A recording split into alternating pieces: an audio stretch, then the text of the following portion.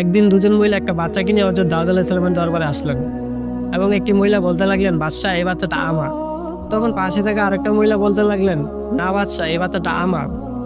তখন এটা বোঝার কোনো উপায় ছিল না কে আসল মা আর কে মিথ্যা বলছে।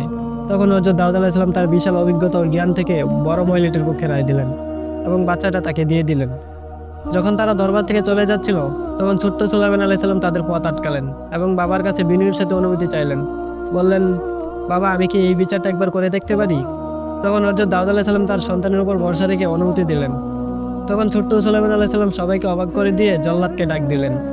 বললেন, যাও একটা ধারালো তলোয়ার নিয়ে আসো।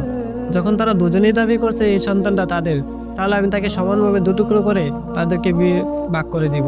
তখন যে আসল মা সে চিৎকার করে বলল, না আমি এই বাচ্চা চাই না, এই বাচ্চাটা আমার না, তুমি দিয়ে দাও ওই মহিলাটাকে।